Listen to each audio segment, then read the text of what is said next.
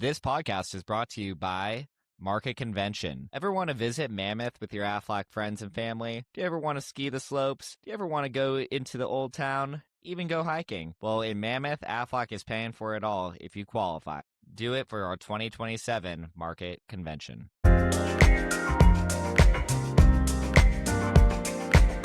Welcome to LA Legends, where Aflac pros sharpen skills, swap stories, and build the LA South market one legend at a time. Today's episode is about the journey in, the big moments along the way, and what it takes to finish strong when the quarter is on the line. And our guest is a friend of mine, I can now say, Mr. Jeffrey Pettit, the market director, my counterpart in Texas West, New Mexico South. And I can truly say I look up to this man, and he is such a good leader. And we've had a ton of his people on this podcast already. So then we're like, maybe we could get the man that actually leads all of them. So welcome, Jeff, and thanks for joining us, man. It is awesome to be here. Appreciate the invite.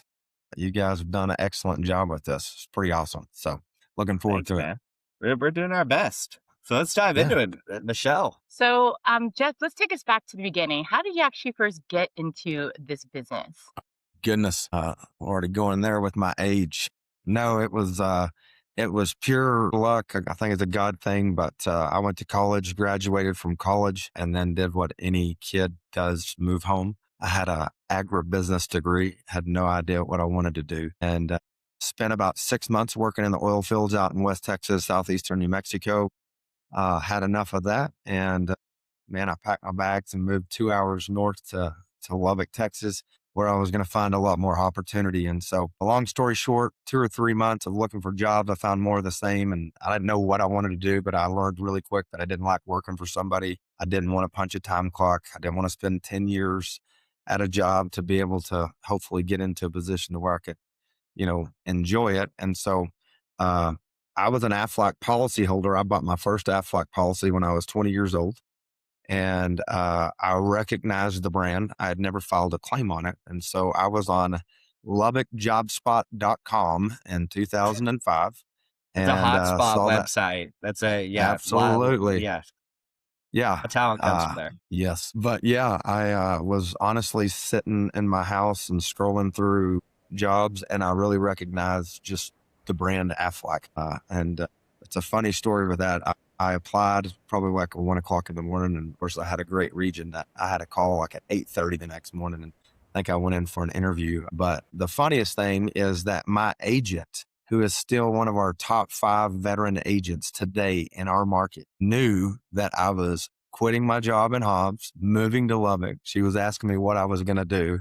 I had no idea, and she would have made it a lot easier if she would have just nominated me. And so the best thing is I get to introduce her as, hi, this is Kelly McDonald. She's probably the best Aflac agent I've ever met. She's been here for 25 years. She's a horrible judge in talent and character because she didn't nominate me. So, but yeah, that's how I came to know Aflac. I didn't realize that you were a policyholder to begin with as well. So yes. What did you actually think the role was versus what it actually turned out to be and where you are today? All right. So say it one more time. What did I think? What do you think the role was when you were, applying for the job to where it actually turned out to be? Yeah. I think when I applied for the job, it was still like, maybe a benefits specialist or something like that. So I thought it was more just sales. And then when I came into it, I didn't realize what a great entrepreneurial opportunity it was. I knew it was sales, but again, I didn't completely understand, the 1099 world. And as I started talking with Aflac, it started hitting some things in my heart. And, I was an entrepreneur at heart, but I really didn't have a skill set that I, could go advertise to a bank. I didn't have an aha idea to where I wanted to start up a business. But I feel like the way that I was raised and watching my dad build and grow a business and enjoy a lot of the things that come with that, being able to be a father and a husband and be present for everybody, but also being able to be a provider as well. And so my dad he was my idol. He just seemed like he could do it all. And he ran a business, helped other people, helped other families, and grew a successful business, but, never missed a anything that we were there for. So as I got into Aflac and as I slowly started to learn that, if this works, it's going to give me the opportunity to not have to compromise on some things that I knew were going to eventually be important to me when I became a parent, a husband. At the time, I loved it because I didn't have to work Saturdays or Sundays. Right. But Right. yeah, it definitely it was way more entrepreneurial, slanted than what I had originally anticipated. Yeah, I can see that. I think that's actually shocking for a lot of people. And like some people are like, hell yeah, that's awesome. And other people are Yeah. like, oh my God, get me back to a job now, please. So yeah, your dad, he was in the oil business too, right? Like is that why you did that right out of college? Yeah, so my dad was owned a chemical business, Reaction Chemical. I watched him grow and build that, worked for him in the summers, like doing the shittiest jobs that he could put me on. And but like the long story is I grew up in the agriculture background. So I grew up rodeoing. Our parents, took us to every rodeo. I rodeoed through college. I was a member of the PRCA, joined the PRCA rodeo when I was a Yeah. sophomore in college. So for me, it was just, like when I went home, my dad did not hire me. And so when I went home to go to work, I naturally thought, well, I can work for my dad. He has a business. And when I told him what I wanted to do, he said, well, get after it. I'm not hiring you.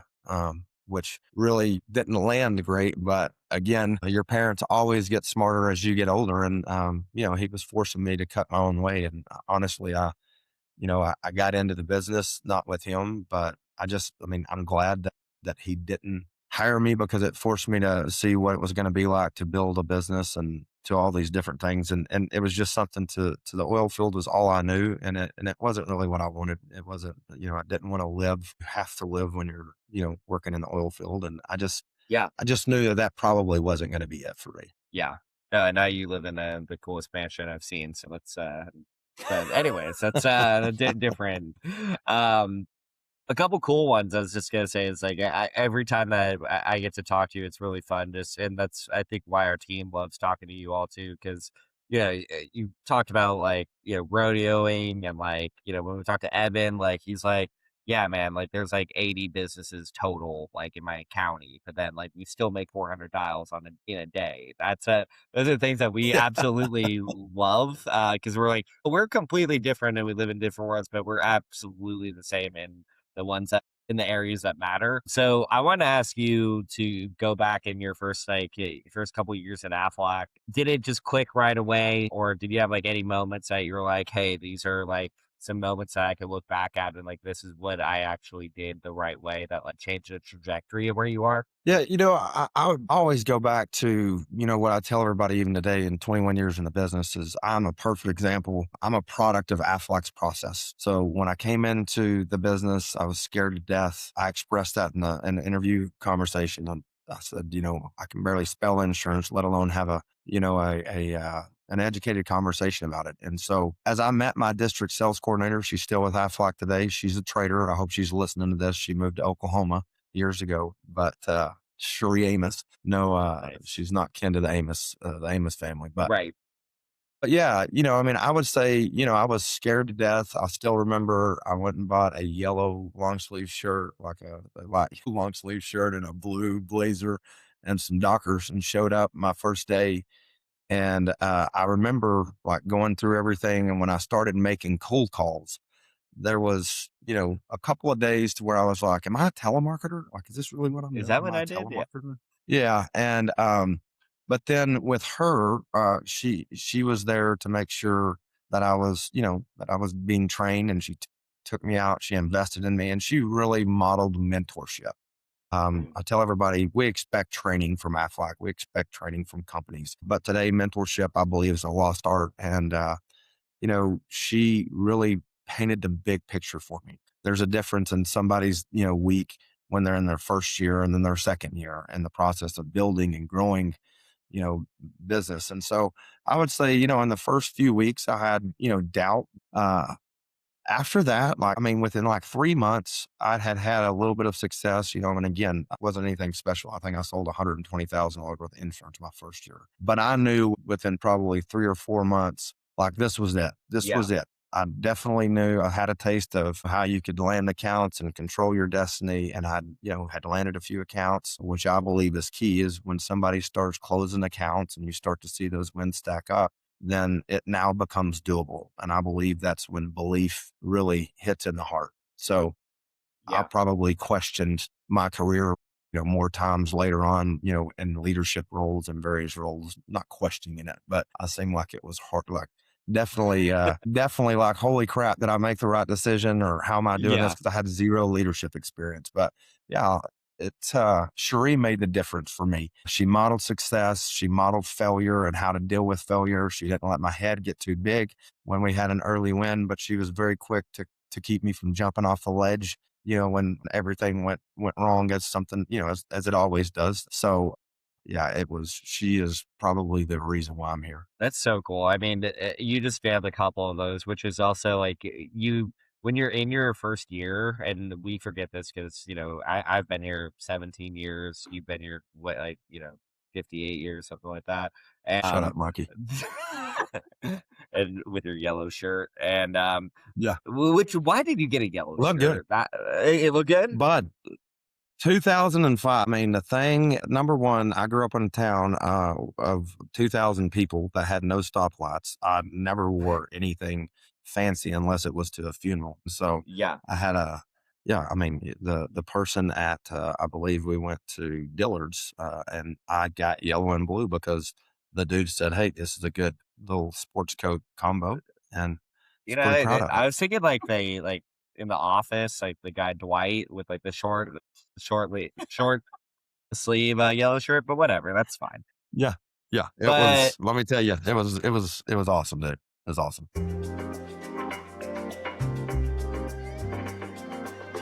Do you want to distinguish yourself from everybody else in the competition? Do you want to get the absolute best buyers in the country? Do you want to close more accounts than anybody else in the market? Well, use elevations.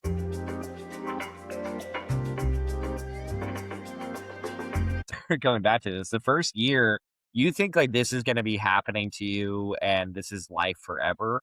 And it does take a good mentor, a good DSE to be like, and any mentor actually, of just be like, it's not like this forever. And like, Right. it's going to get easier. Just keep on putting one foot in front of the other. And yeah, we forget that though. And it's like, you forget the long game sometimes when you're going through the hard parts. Right. Well, and if you think about it, like, from a financial standpoint, everybody likes to talk about, finances, but like just from a successful standpoint is like, insurance is a long game. If you're not playing the long game and you're going into the insurance industry, I still feel like you're never going to reap the full benefits or you're going to have a short-lived career. Yeah, yeah, you will. So, Michelle, I'm going to turn it over to you really quickly because I know that we wanted to ask him about some of his like I don't know, like the key moments. So, in his career that he could maybe look back at. So, Michelle, I'm turning it over to you. So, Jeff, when it comes to some of the, we're going to call it the greatest hits, right? The moments that you still think about in the span of your 21 years that you've been with the company, what are some of those like, "Oh, yeah, I could still picture that moment in time today." Absolutely. I would say, I have a few of them, but like, from an agent perspective, the largest case I worked on forever. And you guys know that we're in a smaller market in terms of, rural market. So we don't have a ton of huge employers. So the first time I was getting a call back from a college that I'd been working. And at this time, I think I'd opened the largest account that I'd opened was like 60 Mhm. people and getting a call saying that we won that college, which was like 600 lives. And I was like, oh my gosh, like I'm going to be wealthy. This is probably going to be the last account that I open up. Other thing is, man, walking into my office that I was scared to death on, just got married, moved to Amarillo, rented an office that was $2,000 more a month than what my mortgage or what my payment was. Mm. But being able to, when it was just me and Mandy, it was my wife and I was wondering, did I make a mistake? We had 8 offices and by June the 1st, we had every office filled my first year as a district. And it was so surreal. And then I would say, some other things that, I mean, that I hold dear to me is qualifying for President's Club and being able to take my dad and my mom a trip, which was so meaningful to me because, it was their time to see, Aflac and what we could do. And that was a big thing for me because me and my dad got to go fishing. My dad, West Texas oil guy, not out in the ocean much. So we got to go fishing and it was just a blast. And I cherished that time because we lost him like a year and a half later. And so that was a big moment for me. Then I would say, I look back at the people that really, that I brought into the business as a district that are district sales coordinators now, regional sales coordinators now, and being able to watch them have those 4 for 4 years and being able to see like just, where they were, like Evan Schmidt, we talked about Evan Schmidt, man, Yeah. if you could have been there when I interviewed him and then to see where he is now and what an impact he's made is just unreal. And so oftentimes that's what really, I would say pulls my heartstrings or gets my motor going is it's so crazy to think that, the level of success that people can achieve with Aflac and how big of an influence and a part of that you are, as a leader. So any of those, when I start reminiscing doing that, then obviously, my time spent as a market director, my first year as a market director is 4 for 4 coming off of a huge year before that. And then second year as a market director, we went 4 for 4. And so just lots of those memories that are deposits and little confidence deposits that you can always look back to when maybe things aren't going your way for sure. So that's what I would Yeah. say. That's Yeah, those are pretty good cool. ones. Those are Yeah. some really good moments that you shared. And you think about like the everything that you've just talked through, right? Your greatest hits, the impact you have made being a district, like opening that office, right? And the people you brought into your team to when, being, the next level and even being in a market director today. I think that's a word that I believe as we step into like further into leadership, like what kind of impact or influence can I have on the Right. people around me or the people we bring in? And when you see like the full picture and they're succeeding, you're like, oh, that's why I'm in the position I am today. Yeah. Yeah. That It's fill your cup kind of those moments. So it's pretty cool. Yeah, it's nuts. The first person we ever hired is funny. You talk about a family, and Manny and I did this together. The first person we hired was a gentleman named Clint Anderson, and still in the business. He was successful here in Austin and market trainer in Colorado. And when we hired him, his wife was pregnant, and his wife cut hair. And then me and Clint were trying to build Aflac together. And after like 3 months, Amy had a baby, and she had Ella. And what was funny is me and Clint would be in an enrollment, Amy would be working, and then Mandy, my wife at the time, who was studying for a test, it took her a long time to pass her test. Hmm. But she would go pick up Ella and bring her to the house. And so then me and Clint would get home or something, and it's just, I mean, it's so crazy, like what we did, and it's just, I don't know, it's so fulfilling. That's certainly what fulfills my cup in Aflac, or fills my cup in Aflac. Sure. Yeah, I mean, I feel like we say it afterwards, but it's like the build actually is like it is the part that is the funnest because you look back at that and you're like, that's crazy. Like you're just like, Yeah. why did they trust me? Why did they buy in? And then it's like, and then like Mandy's like, yeah, I'll do whatever I have to do too. Like I'll pick up Ella, and Yeah. then you guys are just going after it. And I think like that's the thing that is a universal truth for everybody that I admire and I like. I feel like I'm attracted to people like that inside of Aflac, where I'm like, oh yeah, you built it, and there's just Yeah. there's an authenticity and not even a swagger. It's more just like a proud of who you are because Yeah. you've built something, but also like you've helped others build it, and that's Absolutely. Yeah. It's a big reward that we get here. yeah, it is, man. Well, we wanted to do something a little bit tactical now because we want to we want to steal stuff that works well. And I know that you guys get your team kind of fired up for like, certain pushes throughout the year, and that could be power weeks, that could be things like that. What's been a moment where you've had like a 4 week push or a power weeks where you're like, okay, we started doing things the right way and we started dialing things in. How did you approach it? In any role that you've been in Aflac. Yeah. So twofold, I would say, one thing going through as a district as an RSC, and even as an associate, I can remember sitting down and looking at what we had set up and then trying to figure out what goal we were trying to get and then realizing like, oh gosh, we don't have enough set up. And so I always loved pulling people in.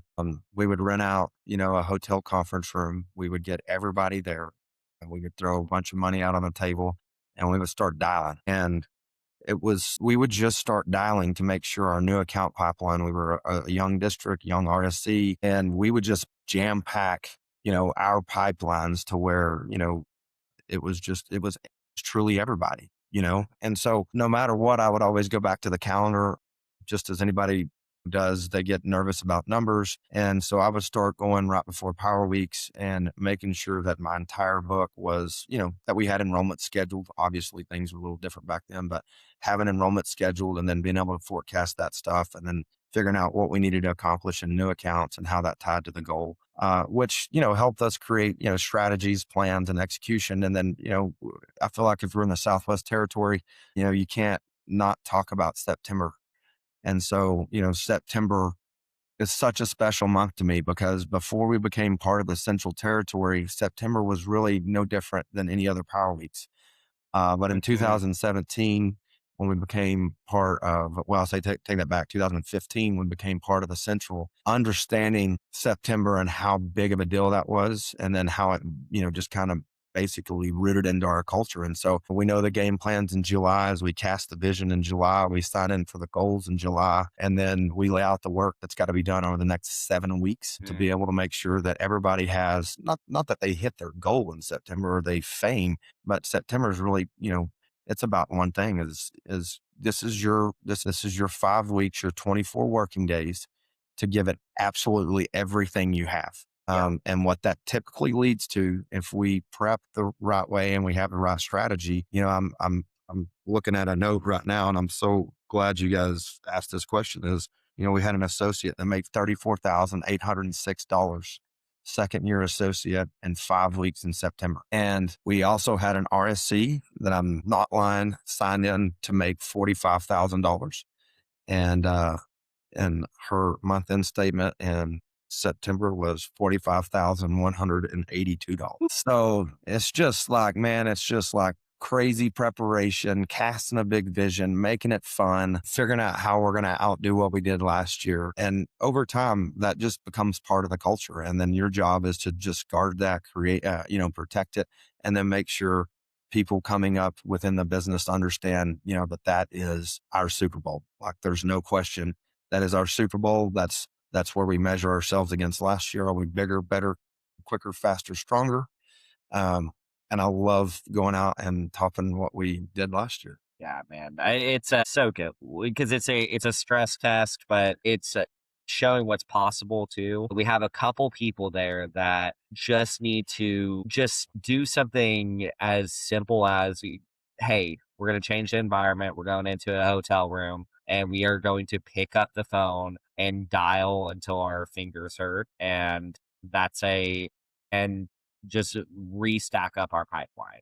We need to like Yeah. stop outthinking ourselves out of this business. And, again, not to beat the dead horse again and again, but that was probably one of the more shocking things because I came up in a phone slash in person culture, but I did not know how hard I was like, West Texas, they're riding horses and, going in person. And they're like, I was like, oh yeah, they probably are like, I only do business by eye to eye. And you spin your hand and Yeah. shake it. But like, no, you guys actually hit the phones and like, you're like, no, man, go, go, go.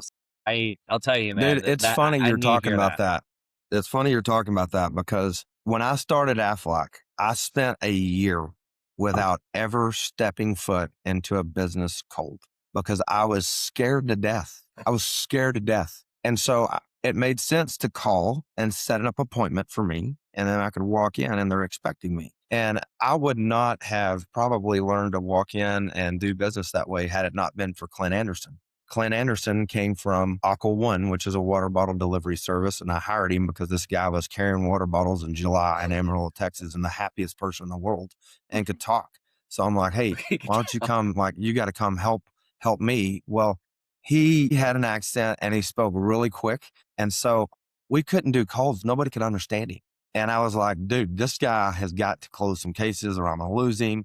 And so I finally said, how did you sell water?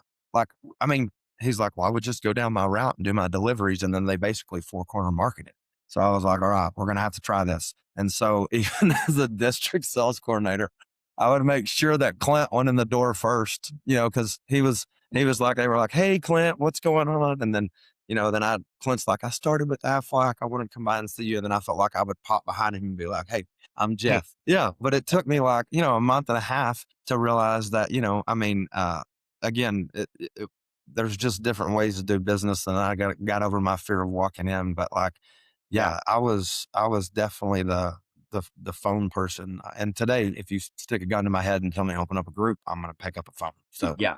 that's what I'm going to do. So that's hilarious. Honestly, I was the exact same way too. It was like a muscle I did not like. I actually liked the phone one because I was like, I could just like kill a part of my brain and just knock out 100. I'll just do it Absolutely. fast. Yeah. Yeah. And, yeah. All right, Michelle, back to you. Of course. Well, But Michelle, you naturally, anytime somebody sees you, you're smiling. I think you have people that automatically put people at ease. And I mean, I share with all of our people, it's like, none of it's supposed to feel comfortable, figure out what you like. And then it's probably going to be a little bit of both in today's environment.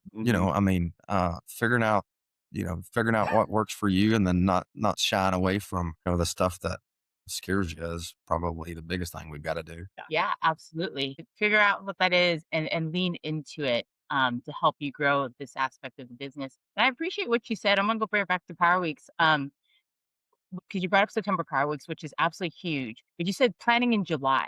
Now, like any quarter, most of the wins comes from when you up in your prep work and Absolutely. recognizing the gaps Yep. and then executing to fill those gaps. And I think a lot of where a lot of coordinators, even associates that are trying to hit, let's say, their VIPs or their bonuses for Triple Crown or their quarterly sales, when it comes down to like the wire, right, in that final month, and they still have that gap, what can they actually do technically? What can they do to actually give them a shot to close that gap? I would tell you is it's got to be a all hands on deck approach. Is you're looking at every potential win that you can create in there. And so, to get really technical, Mikey, I know the new hire program, making sure that you have that lined up and making sure that, all of that stuff is in place. I think another piece of it is, look, Aflac has given us a great opportunity to talk new shop. We have new products, we have new services.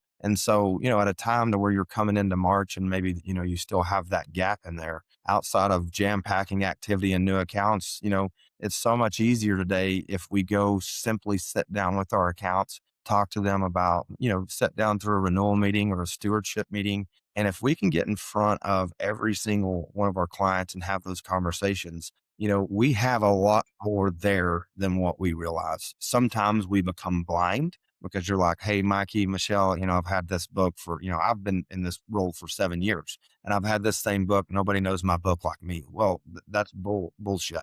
I mean, it's absolute bullshit. And so you just really have to take an approach and humble yourself and be like, look, how can I, pull everything to the table? And I would think that that's also where mentorship and leadership comes through, also from a personal standpoint, or whether you're leading somebody, it's commitment. We're going to close the gap. Don't be naive. Make sure you know what the gap is and then start looking for solutions. And if you can't build all those solutions, look to somebody next to you. They have those solutions. Pick up the phone and call a peer or a mentor. They've technically probably been in the same situation and they'll tell you exactly what to do. The best thing about working for Aflac is, sometimes, you're in business for yourself, but you're not by yourself.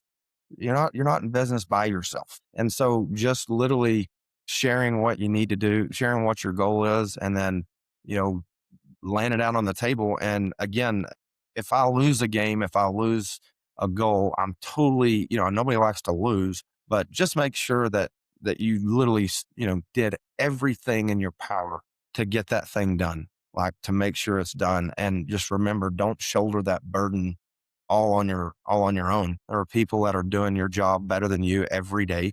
There are people that have been in the same position that you have, similar, way many more times, but it's up to us to be a student in the industry and go out and seek those mentors and get that advice and and then take it. You take the advice. Yeah, I mean, actually taking that advice is a big one too. Of just like, and yeah, Yeah, I think one that you've hit on a few times today too. That I think that I hope that people take away is mentorship.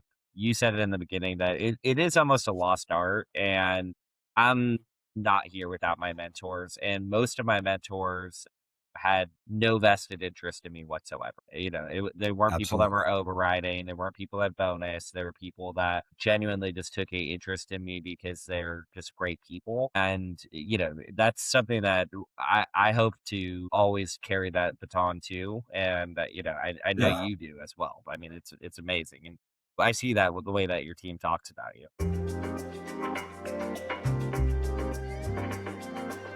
Looking to level up your sales game? The Sales Marketplace has what you need to sharpen your skills, boost your numbers, and keep your momentum. Check out the Sales Marketplace for those resources and tools.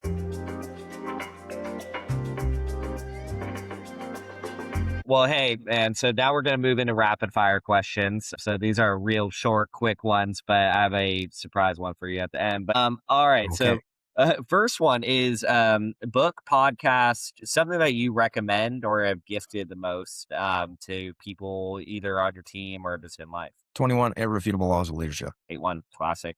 What's your favorite That's so favorite much law that you fun. talk about? I would say momentum because you can see it. You can literally see it, feel it, and it's crazy when it starts to happen. You're like, oh my God, it's really happening. Yeah. Hard to get, easy to lose. Hard to get, easy to lose. The big Mo. Michelle. So, if your stress could be a mascot, what would it be? Holy shit. A tornado? I don't know, like Sonic the Hedgehog, maybe? That's adds up. Yeah. Sonic the Hedgehog for sure. I feel like it's a tornado in my head, but like absolutely Sonic the Hedgehog. That's a great description. I can totally picture it. All right. So now, one time you and I, we were on a little business trip together, and I thought it was just the 5 vodka sodas that we each had, but you were talking about sniffing flanks. So can you tell us what sniffing for us LA people? What's a sniffing a flank, Jeff? Okay. Number one, you have to understand what a flank is. So when you're looking at a horse, a deer, a cow, something with 4 legs, I'm going to stand up. Your flank is right here. Right Okay. here. And so, Mikey, what happens is when horses or deer, when you have a male horse or a male deer and they get into the season of making babies, what they will start doing is they will start snorting the female animal's flanks. So growing up in West Texas, when somebody's talking to a girl or really likes the girl, we always say, "Oh, you've been over there snorting those flanks." So yeah, Snorting reference flanks. to hunting and a little oath to ag there. I love that. That's so good. That's so good. That is still one of my greatest memories about as soon as I said that. Not only you, Mikey, but I think every single person that was with us was like, "What did you just say?" Yeah, no, it was like, look at that boy over there snorting flanks, and we're like, that's not a thing that people say. Yeah. I mean, flirting, right? It's a male version of flirting. Oh man, that's so good. Okay, so Michelle, are you ready to start closing up shop? All right, so just wanted to ask this final one, Jeff. If there's just one thing that people should do just to lock in right now, and any just final parting words for that person, what would that be? We all bet on ourselves and leadership. So whether it's you're a new associate, whether you're a newly promoted DSC, CIT, RSC, or MKD, every step is scary. Every step and the new responsibility is scary. And when you're betting on yourself, I would just say, trust that you're enough. But at the end of the day is, I'm a big person in like, don't believe your own press. Somebody's doing it better than you. Your job is to figure out who and to take the best and leave the rest, right? You've got to be vocal. It's so crazy. We're connected in this world so much better now through technology, but it almost handicaps us because sometimes it's just like, hey, pick up the phone, pick up the phone, ask for help, pick up the phone, ask to mix it up and work with somebody different. This business changes a lot, but the fundamentals are the same. We have to continually be pushing, and what worked yesterday might not work tomorrow. And we have to be okay with that. You have to be okay with that and search out what's working for you. But like just realizing that, and Adam Wickman told me that when I became a market director, and I've always kept that close to my heart, is, don't ever believe your own press, ever. Because number one, you might come across as an arrogant asshole. But number two, it keeps you from learning from everybody. And I think it also changes your posture and your attitude to where you understand that, like, it's not going to get done. Mikey, Michelle, we all know this, is we didn't achieve all of our success, even if it was an individual accolade, is we didn't achieve that by ourselves. Like, absolutely not. We had other people pour into us. And then, so, our job is to pay it forward.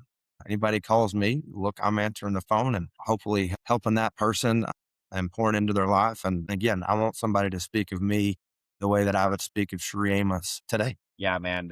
Great stuff. And you've been that person for me. And honestly, the people that you've led in your market have been that for LA South, actually. And that's it. Like, you guys actually walk the walk with that, of being able to help us and pour into us, and also just make us part of the Southwest Territory family. So it's just been really fun, man. It's been so great to get to know you and get to know the team more. Well, likewise, our team, it's crazy. I mean, if you would have told me even 6 or 7 years ago that we were going to be sitting in the same territory meeting with California and we were going to be sharing ideas back and forth, I'd have been like, what? What? But it's nuts. It is nuts to see what y'all's headwinds are and how you deal with them, the tailwinds and innovation. And I tell you, since the Southwest Territory came together, it was a breath of fresh air for me. So I will tell you guys is we take a lot from y'all as well, and sure to appreciate your team and the leadership you guys provide with them. Thanks, man. All right, Michelle. Jeff, thank you for joining us today and sharing your insight about mentorship, controlling your destiny, how to make an impact on those around you, and then leveraging each other for strengths. And I'm going to echo what Michael said as well. Like, we've learned so much from the people on your team that have absolutely made an impact, especially for our growing leaders as well. And so thank you for joining us. This has been the LA Legends. If this episode has hit home, share it with someone heading into a big close.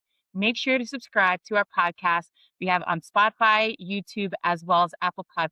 Leave us a review and share it with someone who can really benefit from today's conversation.